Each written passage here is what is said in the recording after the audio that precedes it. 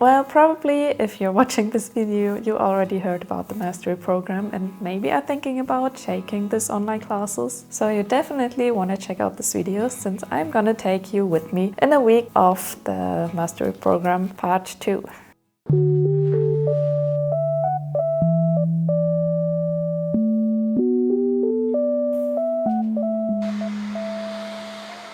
Hi guys, welcome to my channel. I am Saskia, a painter based in Germany, and I decided to take my art skills to the next level and started taking art classes at the Milan Art Institute through the mastery program. So in general, part 2 works a bit different than part 1, since part 1 is all about learning the essentials, how to work with oils and drawings, and getting proportions right and everything about how to paint basically.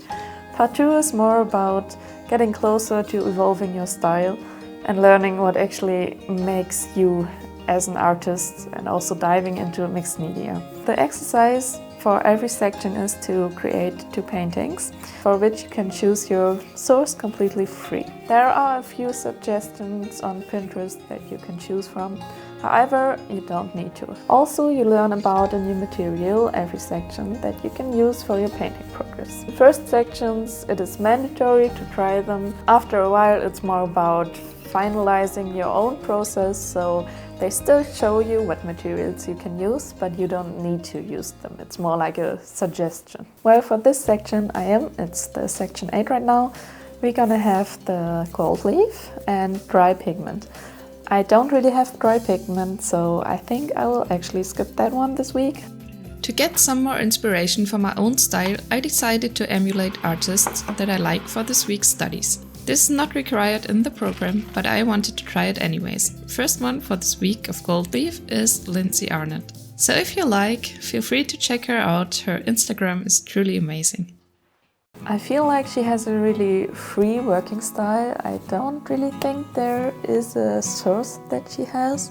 Maybe she does, I don't know, but at least it feels for me like she's really having those impulses and she's creating her paintings in a way that comes really natural and just going with the flow.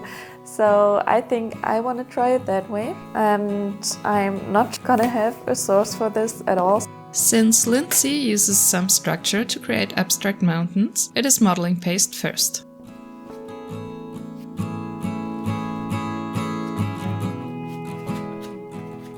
Well, that was quite easy, but let's wait until the results. Anyways, this has to dry now, so I'm gonna start with the preparations for the second study. And therefore, I chose to emulate the art style of Carolyn Wendland, which is such an amazing artist. I really love her work. So in her case, she always, at least lately, has all these female paintings which are a bit nostalgic, have this dreamy feeling for it, but are also at the same time really minimalistic, and like the usage of color really feels super poetic to me. So first I need a reference photo. I created a sketch for this already yesterday. Well, I basically really stole her idea with this girl sitting on a cube which will be made in gold leaf. I saw her painting something like that recently and I really loved it. So I kind of feel bad stealing, but I guess that's what this all is about. I'm just having troubles to find exactly the reference photo that I need for it, because you never know with copyright, you have to be careful. And just to be sure, so I can also post it here on YouTube, I decided to take my own photo. Yay! I'm far away from being a model, so it's definitely gonna be a challenge. There's always Photoshop, so I can edit a bit afterwards and hope for the best.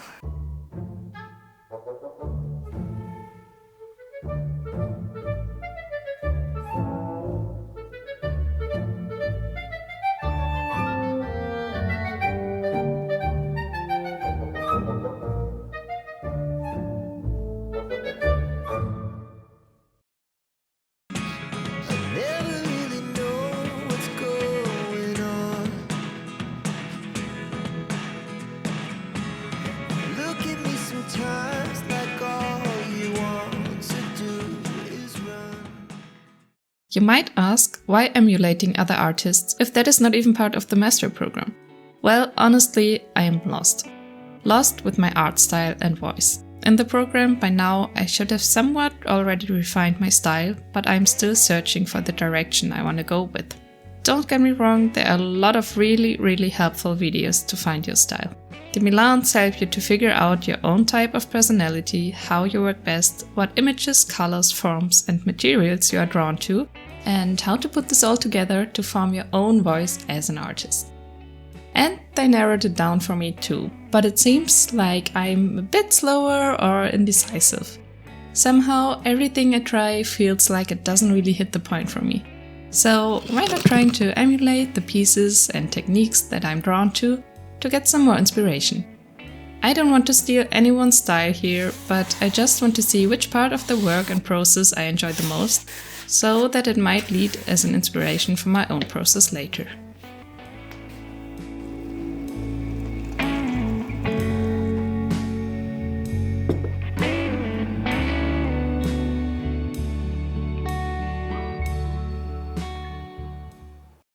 Before applying gold leaf though, I have to paint the background first. Here comes a little part of my own into my so-said stolen studies, since I really wanted to add a pattern to the background, even though I haven't seen Caroline Wendland doing it like this. And yes, this took some time, but I feel like it adds another level of interest to this otherwise pretty simple image, which also made me understand that even though I like looking at her calm and a bit more minimalistic works, I probably prefer a bit more going on in my own creations. I left the acrylic stage really rough on purpose because I think I can just do it better with the oils afterwards, and usually I tend to be too detailed with the acrylics and just paint over it anyways with oils again. So this is done for now. That means it's time for some gold leaf.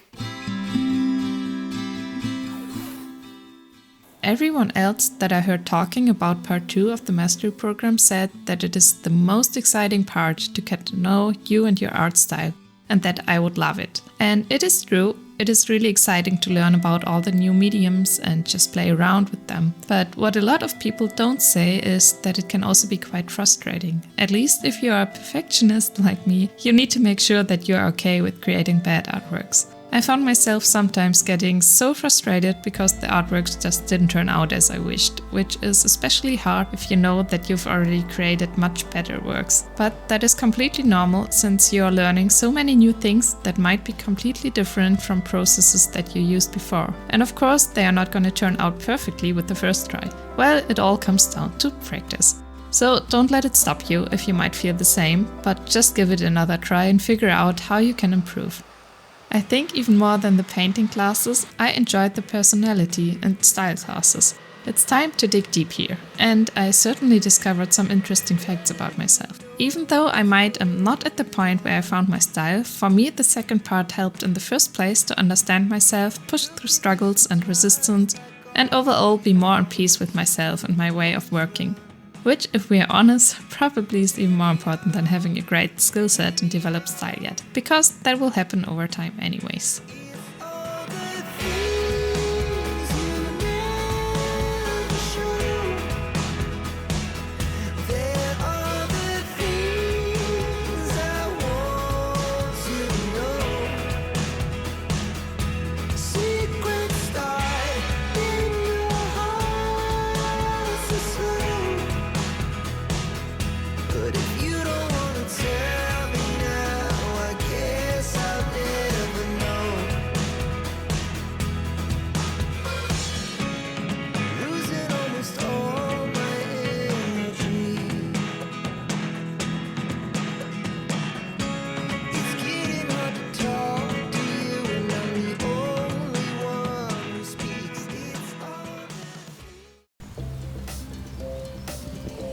You can probably tell from the weather, it is weeks later by now, and I just wanted to give you a little update. So I still don't feel really comfortable with this thing that they call your style. I don't think that I found it yet, but I certainly found some aspects that I really enjoy doing and want to explore further. So I just decided to take the pressure off of me to have to find it now, and I will just start into the portfolio like this, which is part 3, which is about to come right now. If it's not the thing, it doesn't matter. In the end, it's just the first portfolio, which will probably change 1,000 times in my career as an artist, and that's totally fine. And I noticed that I actually feel really excited about starting it, which is a feeling that I haven't felt for quite a while, so I guess that's a good sign. Yeah, if you want to see that happening and developing, just click that subscribe button now, and see you next time.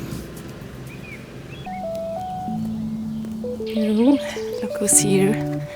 Just jumped against my leg. Froggy! So big. He's almost Hoppala. Sorry. And on mine too, in our favorite place.